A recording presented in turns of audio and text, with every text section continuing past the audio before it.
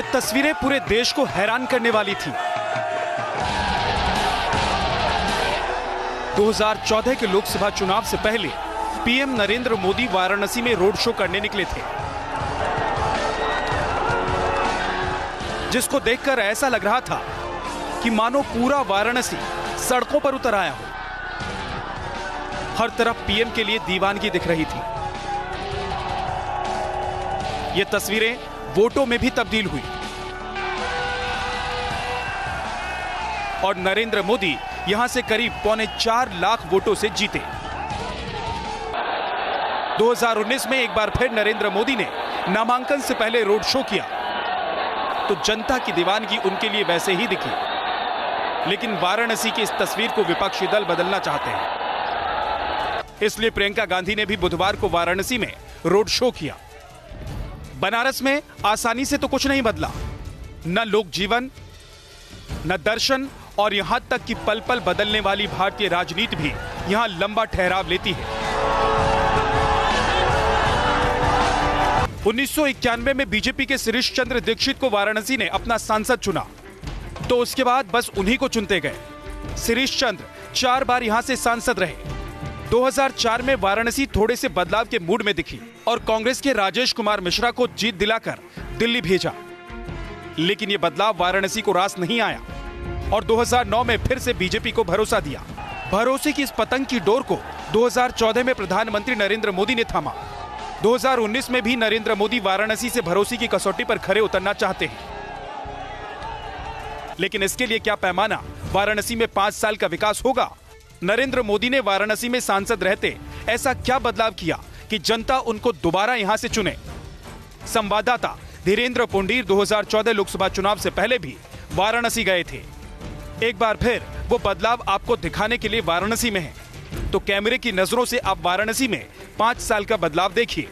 बनारस गलियों का, तारों का, भीड़ का, जाम का, टूटी फूटी सड़कों का एक ऐसा शहर जहां 2014 में बीजेपी की ओर से प्रधानमंत्री पद के लिए नामित किए गए नरेंद्र मोदी चुनाव लड़ने पहुंचे। उस वक्त कहा कि वो बनारस में बदलाव लाएंगे। अगर आज हम 2019 के वक्त देखते हैं तो बनारस की सड़कें जो मुख्य मार्ग हैं उस पर ये बताती हैं कि बदलाव हुआ है। वो सड़कें जो पहले कंजेस्टेड थी उनको चौड़ा करने के लिए उनको बढ़ाया गया और सड़कों को बेहतर बनाने की कोशिश की गई। अगर हम यहाँ की लाइटिंग व्यवस्था देखें, जो शहर में अलग अलग किस्म की फैंसी लाइटिंग लगाई गई है, वो तारों के जंजाल जो पूरी तरह से बनारस की एक पहचान बन चुके थे उनको हटाया गया और बेहतर लाइटिंग और जो तार का सिस्टम है उसको ज़मीन के अंदर से किया गया। इसके बाद हम जिस चौराहे पर थे, जो गोदोलिया चौराहा है, जिसको काशी विश्वनाथ के दर्शन करने से पहले जहाँ से तमाम लोग गुजरते हैं, वहाँ पुलिस का एक बूथ हुआ करता था, उसको हटाकर वहाँ नंदी की एक बड़ी मूर्ति लगाई गई जो ऊपर की तरफ विराजमान है। यानी अगर हम इंफ्रास्ट्रक्चर की बात करते हैं तो 2014 से 2019 के बीच में काशी के अंदर का ये बदलाव सबको दिखाई देता है। वाराणसी की पहचान गंगा घाट है। गंगा घाट की सफाई 2014 के लोकसभा चुनाव में बड़ा मुद्दा था, लेकिन क्या घाट को सांसद नरेंद्र मोदी या प्रधानमंत्री नरेंद्र मोदी सुंदर बना पाए? आप पहले 2014 में चेत सिंह घाट का हाल देखिए। तमाम घाट को पार कर हम पहुंचते हैं यहाँ एक घाट पर जिसका नाम है चेत सिंह घाट। हालांकि पौराणिक मान्यताओं में इस घाट की कोई बहुत विशेष मान्यता नहीं है और ये पौराणिक आख्यानों में नहीं मिलता है। घाट का इस्तेमाल नहाने के लिए कम होता है। 2014 लोकसभा चुनाव से पहले चेत सिंह घाट की तस्वीरें इसी तरह थी। बहुत साफ सफाई यहां नजर नहीं आती, लेकिन 2019 में यह घाट बदला हुआ नजर आता है। अब ये न सिर्फ साफ सुथरा दिखता है बल्कि लाइटिंग के साथ इसका सौंदर्यीकरण भी किया गया है। वाराणसी के हर घाट पर बदलाव दिखता है। पहले के मुकाबले यहां ज्यादा सफाई है, सुंदरता भी बढ़ाई गई। इस लिहाज से इसको सकारात्मक माना जा सकता है। लेकिन वाराणसी में तो सिर्फ गंगा ही नहीं है, यहां वर्णा और अस्सी का भी वजूद है। यह अलग बात है कि नदियां अब सिर्फ नाले की तरह दिखती हैं। पहले आप 2014 में इनकी हालत देखिए। वाराणसी का उद्गम स्थल वरुणा और अस्सी के मिलने से वाराणसी बनता है। लेकिन गंगा एक्शन प्लान के नाम पर हज़ारों करोड़ रुपए खर्च करने वाली सरकार की हकीकत क्या है? लोग ये बताते हैं, जो अब आपको नाला दिख रहा है ये वही नदी अस्सी नदी का हिस्सा है। यही वो अस्सी नदी है। ये नाला जाकर जो सीधा मिलता है आगे अस्सी में, और जिसको मिलकर वरुणा नदी के बीच के हिस्से को वाराणसी कहा गया, यानी भगवान शिव की काशी कहा गया, उसमें पॉल्यूशन की ये हालत है। ऐसा लगता है कि नदियों की बेहतरी की तरफ किसी का ध्यान गया ही नहीं। 5 साल में यहाँ का बदलाव ठहरा हुआ सा दिखता है।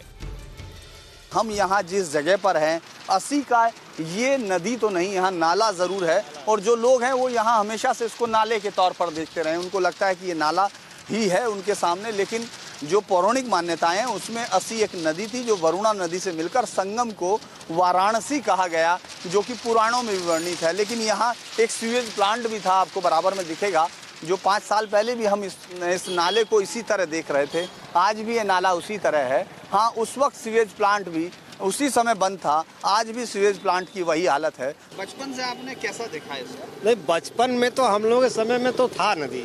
अच्छा, नदी था? हाँ। आपने नदी देखी है? हाँ, क्योंकि ये छुछुआ पोखरा से होते हुए ये सीधे करौदी से होते हुए चली आई।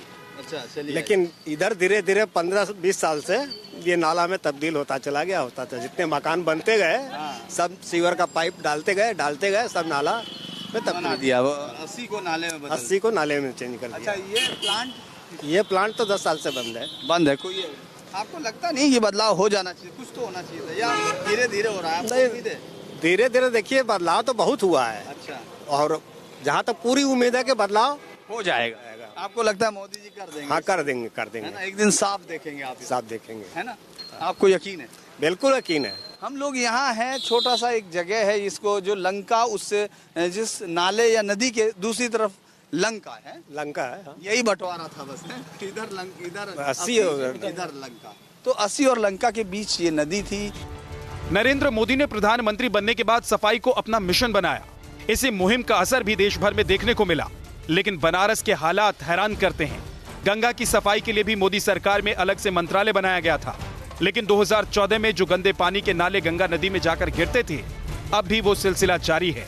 पहले आप 2014 की रिपोर्ट का हिस्सा देखिए। पूरी ताकत से बहता हुआ, गंदगी से भरा हुआ ये नाला और नाले का पानी ये कहाँ जाके मिल रहा है, ये आप देखेंगे तो शायद हैरान हो जाएंगे। त्रिशूल के ऊपर बसा काशी, यहाँ देखिए आप कि किस तरह से गंदा नाला उस पतित पावनी मोक्षदायिनी माँ गंगा में जाकर मिलता है। सीवेज ट्रीटमेंट का काम अब तक यहाँ शुरू नहीं हो सका है।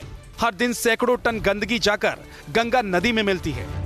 नगवा का ये नाला भारी मात्रा में वाराणसी के पूरे गंदे पानी को समेटते हुए पूरी गंदगी को लेकर यहाँ पहुंचता है, और पूरा सीधा बीच में आपको एक बड़ी एसटीपी की बनती हुई बिल्डिंग दिखाई देगी, जो 2014 में भी बन रही थी और अभी भी बन रही है। और यहाँ से ये नाला सीधा आकर माँ गंगा में मिल जाता है। पाप नाशनी, संकट मोचन जो माँ गंगा है, उसको किस तरह से ये पूरा अपवित्र करता हुआ जाता है। पूरी तरह से गंदगी से भरा हुआ ये नाला ये उस तरफ जा रहा है जिधर से फिर गंगा में आप उधर तमाम उन घाटों पर जिन पर पूजा अर्चना की जाती है, जिन घाटों की खूबसूरती निहारने हजारों लाखों पर्यटक यहाँ पहुँचते हैं।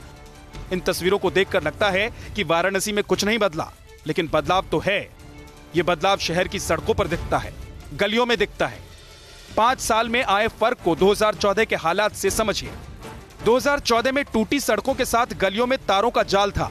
बिजली की उलझी तारें हर गली में साफ दिख जाती थी। लेकिन अब तारों को भूमिगत किया गया है, सड़कें भी बेहतर हुई हैं। लोग भी इस बदलाव को तस्लीम करते हैं। कोशिश कर रहे हैं, समझने की कोशिश करें कि किस तरह से 2014 में हाल था और अब क्या है, जो आंखों को भी दिखता हो और कैमरा भी बता सकता हो, ताकि हम ये कह सकें कि हाँ 2014 में यहाँ ये था, उसके गवाह के तौर पर तमाम चीज़ें। ये वो सड़क है जो पूरी तरह टूटी हुई थी 2014 में। इसके बराबर में एंग्लो बंगाली स्कूल है, सामने ये जलकल की बिल्डिंग है। यहाँ उस समय 2014 में पूरा ट्रैफिक जाम हुआ करता था और सड़क पे पत्थर पड़े हुए थे। ये इन सब लोगों से जो यहीं के लोग हैं, ये 2014 में आपकी सड़क क्या हाल थी? 2014 में ये सड़क बहुत ही जीर्ण शीर्ण अवस्था में थी, और माननीय मोदी जी के आने के बाद ये 22 फुट इसकी चौड़ाई बढ़ी है। पहले सिंगल रोड केवल एक ये थी, अब ये अप एंड डाउन 2 रोड बन गई है, 22 फुट इसकी चौड़ाई बढ़ी है। 2014 में इस सड़क की इतनी दयनीय स्थिति थी जिसको कहा नहीं जा सकता, लेकिन मोदी जी के आने से सड़क 22 फीट चौड़ी हुई है, मजबूती से सड़क निर्माण हुआ है, काफ़ी रास्ता बना है, सड़क निर्माण हुआ है, नाला निर्माण हुआ है, हर चीज़ का निर्माण हुआ है। जल संस्थान भी काफ़ी अपने प्रोन्नति पर आगे चल रहा है। बहुत बदलाव आया है। पहले यहाँ तारों का पूरा माया जाल फैला हुआ था। 2014 के बाद, मोदी जी के आने के बाद तारों का जो भी माया जाल था वो समाप्त हो गया। ये लाइट व्यवस्था हो गया, रोड हो गया, बहुत बदलाव हुआ। गलियों से बाहर निकलकर जब आप शहर के स्कूल अस्पतालों का रुख करते हैं तो भी बदलाव दिखता है। काशी को कभी शिक्षा का बड़ा केंद्र माना जाता था, जहां वेदों शास्त्रों की पढ़ाई होती थी। मॉडर्न एजुकेशन में भी बनारस ने बाजी मारी। वाराणसी का एंग्लो बंगाली कॉलेज कभी यहां का सबसे अच्छा कॉलेज माना जाता था, लेकिन 2014 में इसकी हालत कैसी थी ये भी देख लीजिए। हमारे पास संसाधन के नाम पर कुछ भी नहीं है। आज से 50 साल पहले जो शुल्क हुआ करते थे, 2 साल पहले तक हम 10 पैसे का फीस लेते थे, लेट फीस लेते थे। वेतन के अतिरिक्त हमें शासन से कुछ मिलता नहीं है। अब 2019 में एंग्लो बंगाली कॉलेज में बदलाव साफ दिखता है। इसकी बिल्डिंग को अब बेहतर कर दिया गया है। कुछ चीजें आंखों से दिखाई देने लगती हैं, जैसे बदलाव स्कूलों की इंफ्रास्ट्रक्चर में बदलाव आता है, उनके अगर आप देखेंगे उनकी रेख रखाव और साज सज्जा में भी बदलाव आता है, तो वो आपको आंखों से दिखता है। अगर हम इस समय एंग्लो बंगाली के इस स्कूल में हैं, जिसको बनारस के सबसे अच्छे इंस्टीट्यूट्स में एक जमाने में कहा जाता था, जहां से पढ़कर बच्चे यहाँ इस देश के भविष्य को संवारने में अपना योगदान भी देते थे। और पिछली बार जब हम मिले थे तो इसकी हालत काफी खस्ता हालत में थी। 14 में आपने जो स्थितियां देखी हुई, आज उससे बहुत बदला हुआ है। विद्यालय है और अपना एक संघर्ष था कि सरकारी विद्यालय होने के साथ ही साथ एक ऐसा विद्यालय हो जहां उन लोगों की इच्छा को हम पूर्ण कर सके जो बड़े सपने सोचे हुए हैं, लेकिन पैसे के अभाव में या अनेक चीज़ों के अभाव में अपने सपनों को सच नहीं कर पा रहे हैं। हमने उनके सपनों को सच करने का प्रयास किया है। वाराणसी के लोग इस बदलाव को किस तरह पढ़ रहे हैं ये भी सुन लीजिए। तालीमी चेंज तो हुआ है, लेकिन इस एरिया में माइनॉरिटी में तालीमी चेंज लड़कियों में ज़्यादा हुआ है इन कंपैरिजन ऑफ लड़कों के। लड़के उतने हाईली क्वालिफाई नहीं हो पाए जितनी लड़कियां हुई। और चेंज तो हमारे जिस स्कूल में आपने देखा था वहाँ तो काफ़ी चेंज हुआ है। वाराणसी में इस बार पीएम नरेंद्र मोदी के खिलाफ कांग्रेस के उम्मीदवार अजय राय हैं। अजय राय 2014 में भी पीएम मोदी के खिलाफ चुनावी मैदान में थे, जिसमें उनको करीब 75,000 वोट मिले थे। अजय राय के अलावा इस बार महागठबंधन की तरफ से शालिनी यादव समाजवादी पार्टी के टिकट पर चुनाव लड़ रही हैं। वाराणसी में विकास के अलावा जातिगत समीकरण भी कुछ हद तक मायने रखता है।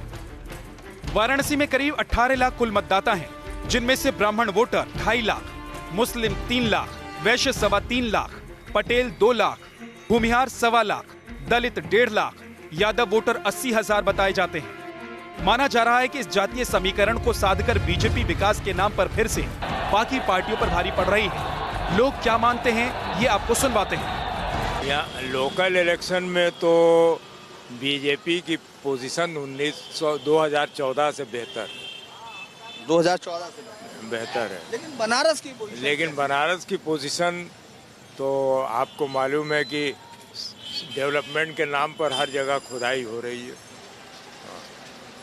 और एनआरआई कन्वोकेशन के लिए वो रोड बनाई दी गई जो वीआईपी रोड कही जाती है, माने बाबतपुर से लेकर के कचहरी तक। बाबतपुर के आगे रोड की हालत खराब है। 14 से तो बहुत बेहतर है मुझे लग रहा है, क्योंकि यहाँ लाइटें हैं। एक तो सबसे अच्छी चीज़ होगी लाइट हो गया, दूसरे रोड हो गया। भले वो कॉस्मेटिक ही सही, लेकिन कुछ तो बेहतर है।